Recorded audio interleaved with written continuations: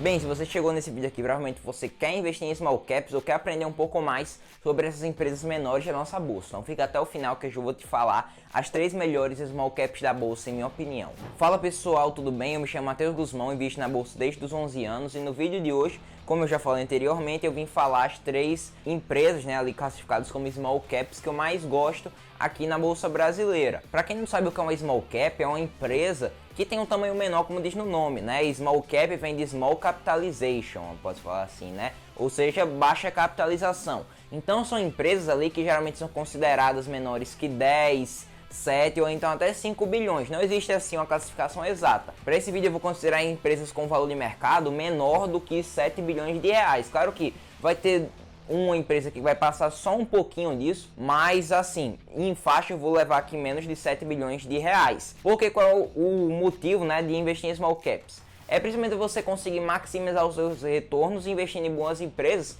que não obrigatoriamente são as maiores do seu setor, então não são as maiores do Brasil. Então, por exemplo, uma empresa que vale 2 bilhões de reais é muito mais fácil de dobrar de tamanho, começar a valer 4 bilhões de reais, do que uma empresa que vale 500 milhões de reais começar a valer 1 trilhão.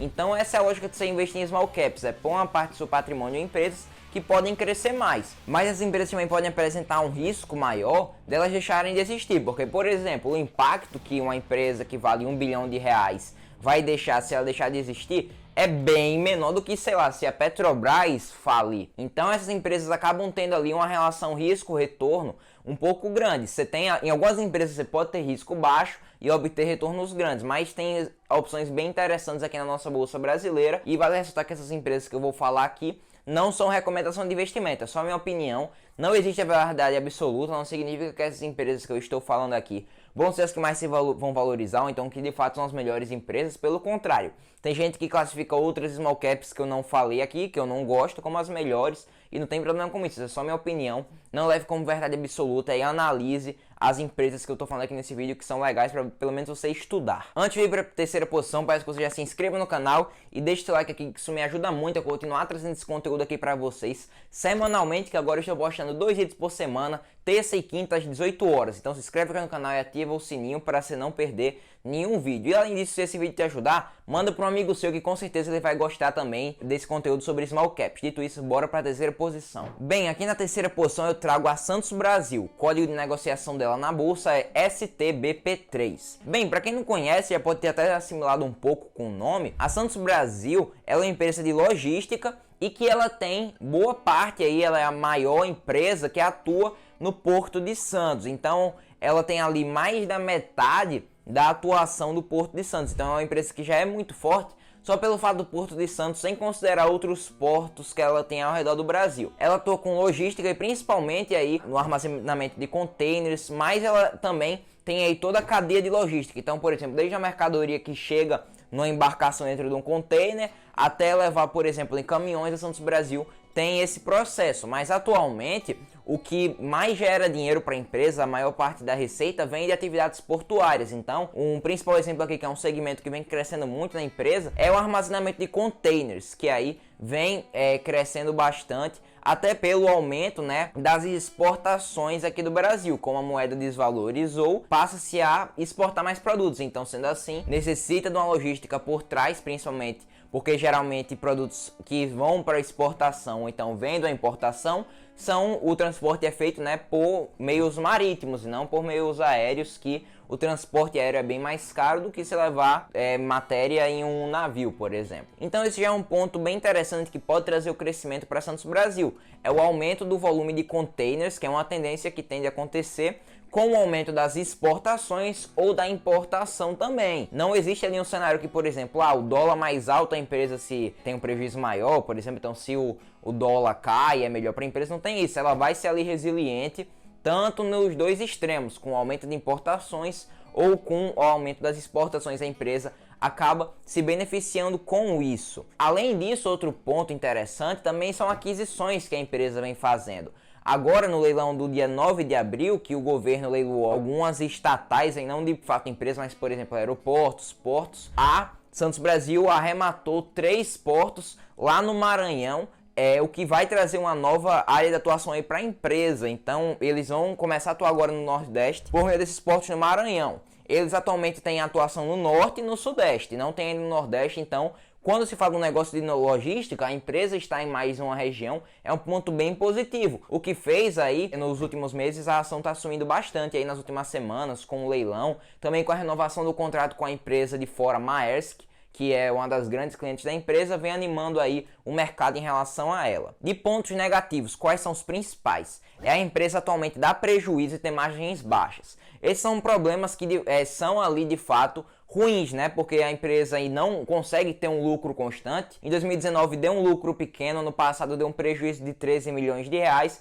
Então essa inconstância nos resultados fica aí um pouco ruim para os investidores, né? Que não conseguem ter uma resiliência tão grande no crescimento do lucro como eles conseguem ter no da receita. Então esse é um ponto ruim que vem acompanhado de margens baixas. O setor de logística, no geral, não consegue ter margens muito altas, que senão eles vão acabar, se aumentar as margens, né? Acaba perdendo aí receita. Então, a Santos Brasil, excluindo os custos, né, aí a margem que a gente chama de margem bruta, que é só o que eles excluem de custo aí para prestar esse serviço de logística, é de apenas 23%. Então realmente não é uma margem que é tão boa assim, o que explica a empresa ter ali alguns prejuízos ao longo do tempo. Atualmente a empresa tem um valor de mercado de aproximadamente 77 bilhões de reais e nos últimos 12 meses as ações valorizaram 66%. Dito isso, bora para a segunda posição. Bem, aqui na segunda posição não estou usando a camisa da Under Armour à toa.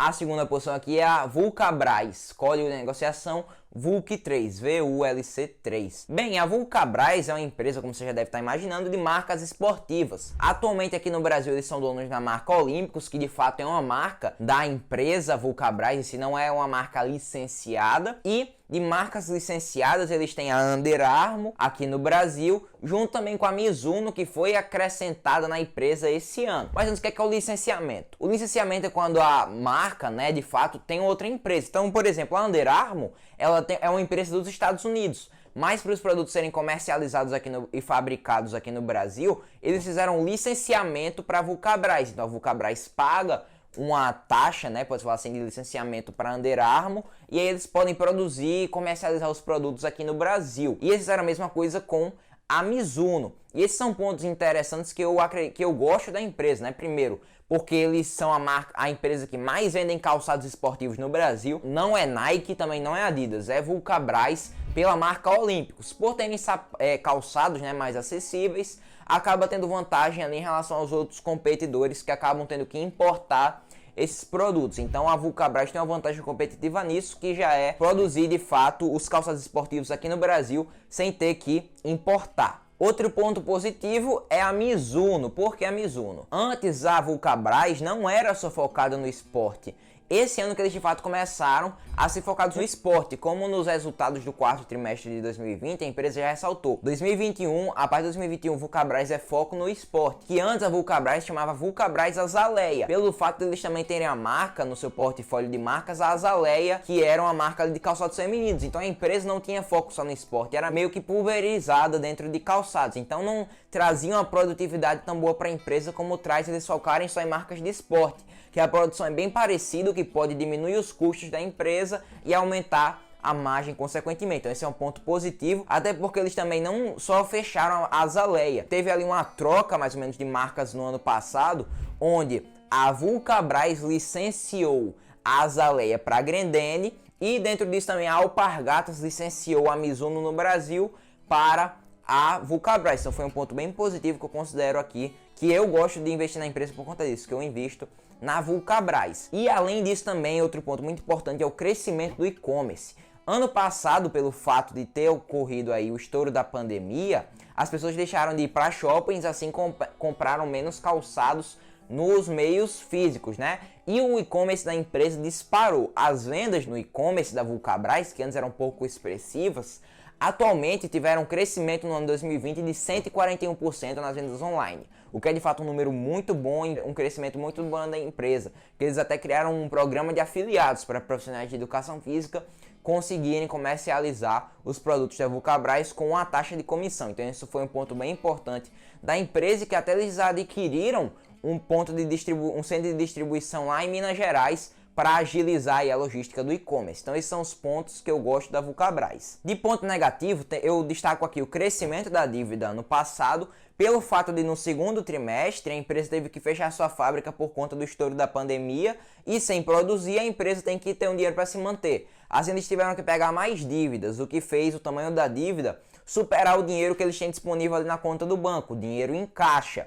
E sendo assim, né, eles começaram a ter uma dívida líquida, que é o que a empresa tem de dívida, menos o caixa, começou a ser positivo. E antes a empresa tinha mais caixa do que dívidas. Então esse foi um ponto que eu achei negativo. E outro também é o fato da empresa estar num setor de consumo cíclico. Então em momentos de crise, sem ter injeção de dinheiro, porque, por exemplo, ano passado tivemos o auxílio emergencial, que foi benéfico aí para as empresas de varejo e tal. Mas caso não existisse, o consumo de tênis esportivos ia cair bastante, até porque não é uma prioridade em momentos de crise as pessoas comprarem calçados esportivos. Então esses são dois pontos negativos que eu acho aqui na Vulcabras Azaleia. Atualmente eles têm um valor de mercado de 2 bilhões de reais e nos últimos 12 meses as ações subiram 95%.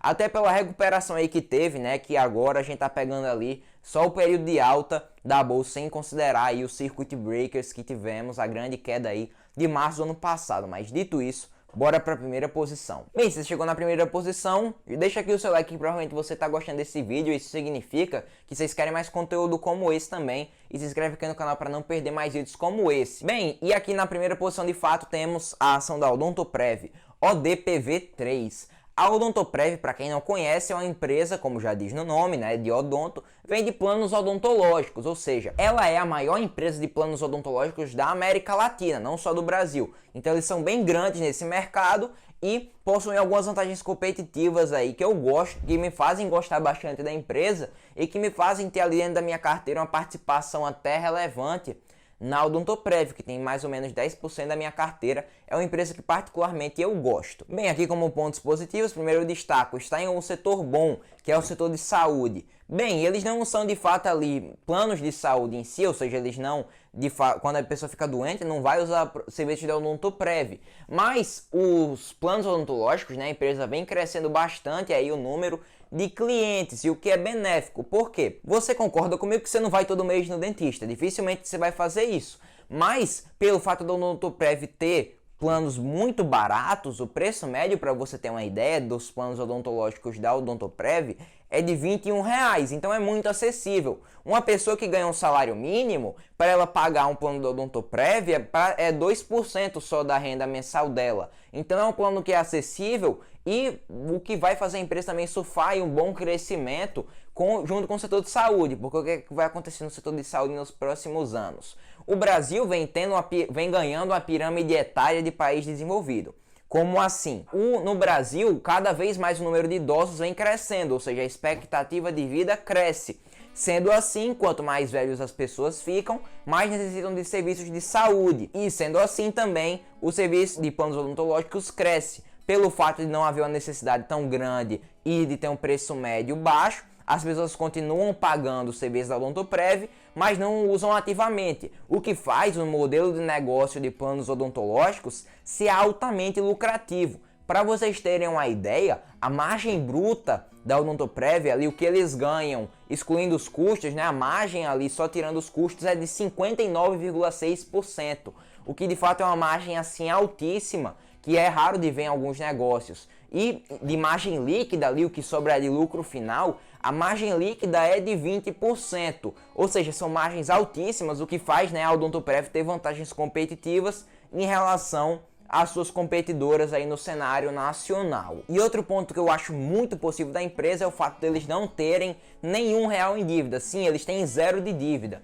Eles só trabalham com o capital próprio, que é um ponto muito positivo, que mesmo em cenários de juros altos, de juros baixos, a empresa não vai ter que abrir mão da sua lucratividade para pagar juros de dívida. Esse é um ponto muito importante e pelo fato da empresa ter um caixa muito grande, faz com que ela tenha aí uma dívida líquida bem confortável. Afinal, é zero, né? O seu endividamento total. De pontos negativos, o único que eu destaco aqui é o mercado ser concorrido. O mercado de planos odontológicos, né? A Odontoprev, mesmo sendo o maior player aí da América Latina, tem somente 7% do mercado. Então, de fato, existem ali vários competidores regionais, o que acaba tendo aí um setor bem pulverizado que não é tão bom assim para a Odontoprev, mas esse é o único ponto negativo que eu destaco. Atualmente a Odontoprev tem um valor de mercado de 7 bilhões de reais e nos últimos 12 meses a ação não valorizou e sim caiu 6%. Bem, espero que você tenha gostado desse vídeo. Se você gostou, comenta aqui embaixo. Vale ressaltar que isso aqui não é nenhuma recomendação de investimento. Se você quer recomendação de investimento em relação a essas ações aqui, procura relatórios de alguma corretora, então de casas de análise. De casas de análise eu particularmente gosto bastante da Inside aí, que um dos sócios é o meu parceiro aí, Pete Money, que tem até vídeo aqui no canal com ele, certo? Então, não leve isso aqui como recomendação de investimento. Peço que você deixe o like e se inscreva aqui no canal para continuar fortalecendo aqui com o conteúdo, beleza? Vou ficando por aqui, tchau, até o nosso próximo vídeo. Valeu, pessoal!